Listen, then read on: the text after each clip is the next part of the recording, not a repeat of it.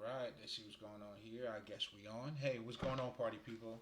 I hope everyone is doing well. Now, if this is your first time here, welcome. It's definitely a great pleasure to have you here.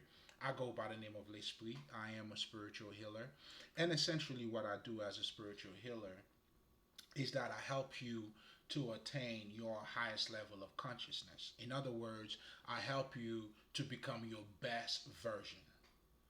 And what that means pretty much, when we look at, let's just say, Jesus Christ, the Buddha, Krishna, those are people who have attained their level of consciousness. So the reality of it is, anyone who has the ability or the understanding or who have attained that level of consciousness is the Christ or is Buddha or is Krishna. So I help you to become the Christ. I help you to become Buddha. I help you to become Krishna, whichever name you feel more comfortable with. But what that simply represents, when you look at those, spiritual figures, they represent you or anyone who has attained that level of connection, understanding about who they are. Or, simply put, if you want to say God. Or, let's be fair, who have a greater understanding of who they are and also of God. Right? I'm making it safe for everybody. You know what I'm saying? But yeah. So that's pretty much what I do. Now, the way I go about doing that by helping you to become mentally and emotionally balanced. Now, why is it important for you, or how does you becoming mentally and emotionally balanced help you to become Christ-like, or help you to attain your highest level of consciousness? Well, that's simply because only then can you see the bigger picture. Now, you don't have a one-sided view or understanding, but as a person, you become whole. Meaning, that's the yin and the yang, that's your masculinity and your femininity, that's your lower self, the higher self. It's those different aspects of you that has to come together. So it's the same thing when we talk about being emotionally balanced and and mentally balanced, right? But most importantly, right? Also, give me a second here, guys. You know what I'm saying? I'm buzzing. I'm on fire. Okay.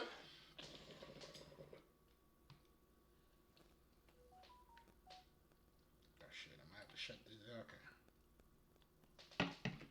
Now, where was I? So I was saying, why is it important, for you to become mentally and emotionally balanced? Because only then, can you have the greatest perspective.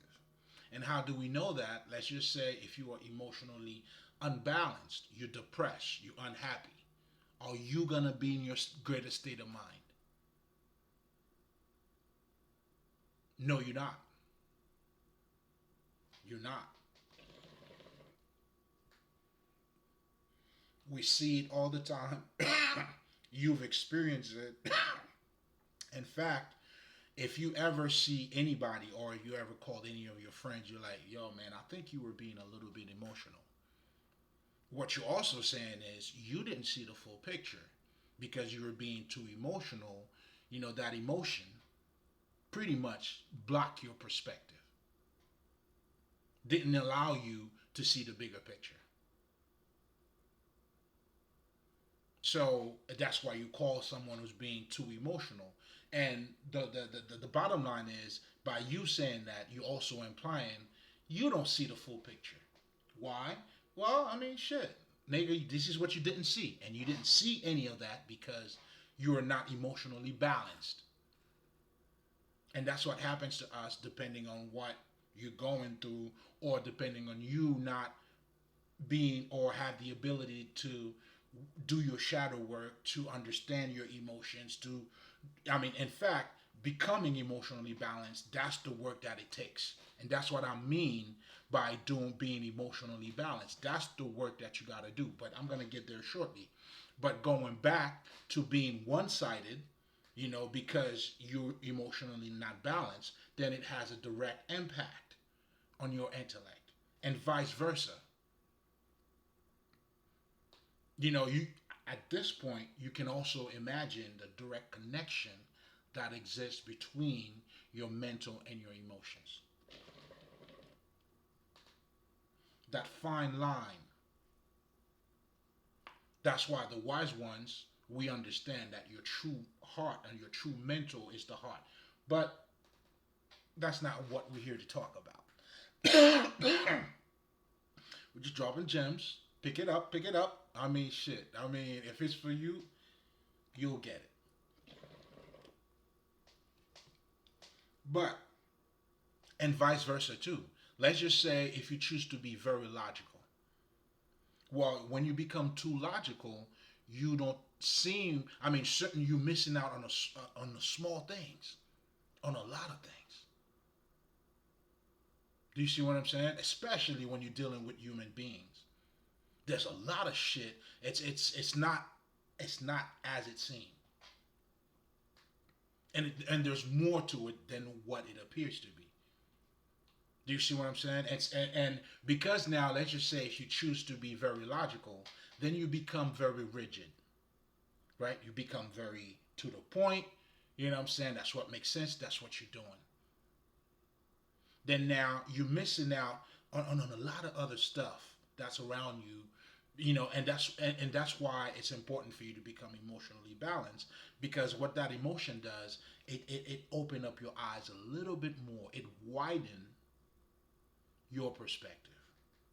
Like, if you know anything about the Jesus story, when they brought the prostitute, this is what the rule, I mean, this is what the law says, this is what we should do. And what do you think?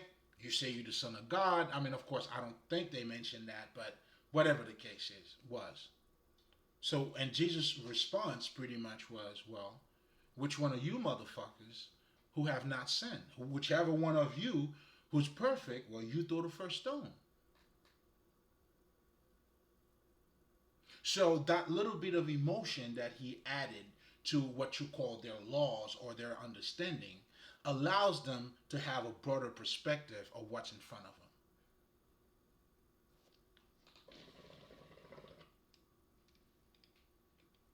And that's what being emotionally intelligent does. So therefore, it's important, for you to balance the two, because only then can you see the bigger picture. Otherwise, it's all going to be one-sided. So, now let's take it a step further. Now, going back to what I was talking about earlier in terms of doing what is it to be emotionally balanced? Well, being emotionally balanced, what that is pretty much is you understanding your emotions. You understand what your emotions are, but most importantly, you understand your feelings. But it takes for you to go inward, for you to, you would have to surrender to your feelings, but most importantly, you would have to accept it, not suppressing it, but you accept it. Okay, I'm not feeling happy. What's going on, buddy? You know what I'm saying? Why are we not happy today? It happens. Let's try to figure it out. So by you doing that, right, that's pretty much what the whole thing is. And that's what allows you to become emotionally balanced, because now at this point, you are able, or you have the ability to know and understand, your emotions. So therefore, you are in a better position to fix it, or to remove any type of blockages that you may have. And that's how you become emotionally balanced. Again, we see this here has nothing to do, let's just say, most people, especially, if you were to raise your voice, then you're not emotionally balanced. Or if you behave a certain way, all of that is bullshit. Because I could raise my voice and be more emotionally balanced than you can ever think, or even better than you. So again, raising your voice, or not raising your voice or acting a certain way, I mean, pertains a lot more to your behavior or what you're trying to let people know. I mean, being emotionally balanced is your business. It's not, to appear like anything. It's for you, for your well being, you seeing the bigger picture and, not being triggered, but, expressing yourself. And part of your expression, sometimes you may choose to use profanity, you may choose not to use it. It doesn't fucking matter. Now, do you have to express yourself with using profanity? No, you don't.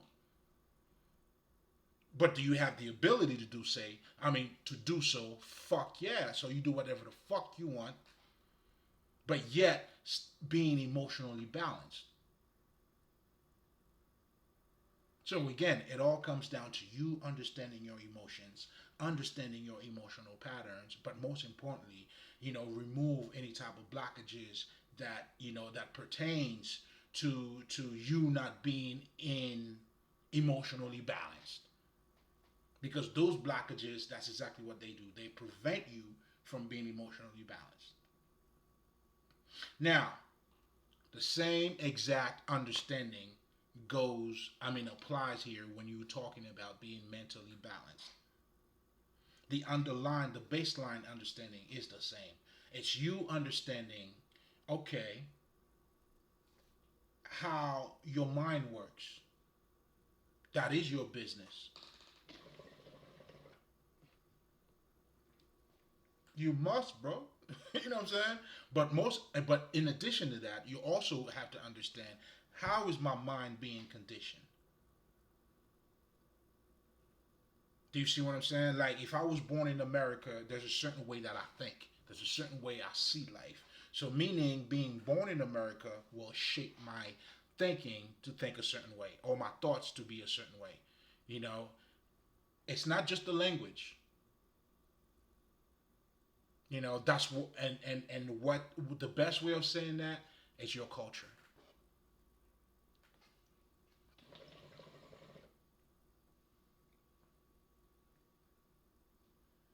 So you have you have to know, not necessarily knowing your culture. I mean, yes, but the idea is not just to know the culture; it's for you to master anything that condition you to think a certain way. Meaning like politics, the school institution, everything that you are surrounded by. Otherwise, how can you be in control of your mind?